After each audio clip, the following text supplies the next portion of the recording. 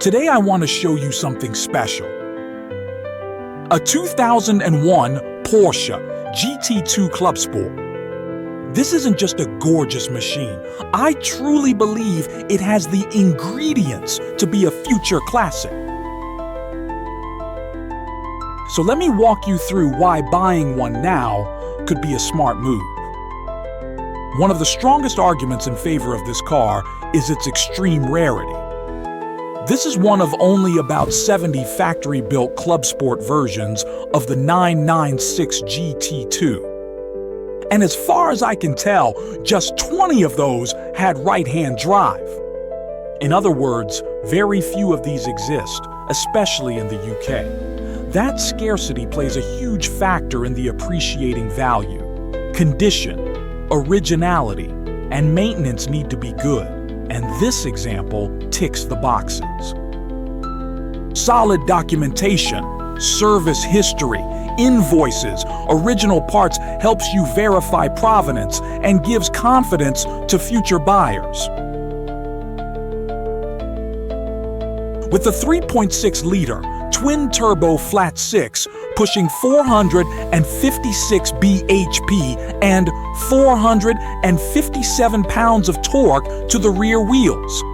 Using a 6-speed manual gearbox, this is a driver's car. What makes it extra interesting is that the GT2 was built from the 911 turbo foundation, but then stripped down and tuned. Weight savings, more aggressive setup, track focus. It is about 10% more powerful and 7% lighter than the standard 996 turbo platform of its era.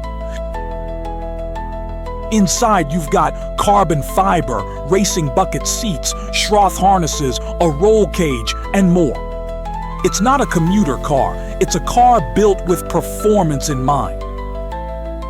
This is not just a car with options ticked. This is the Clubsport version. It looks and feels like a car made for real driving. And when the market looks for holy grail 911s, cars like this typically command attention. So, what's the potential for something like this? If the market for modern classics continues to evolve, cars like this, rare, credible, well-kept, are going to be in demand. As supply naturally dwindles, the remaining good examples should grow in relative value.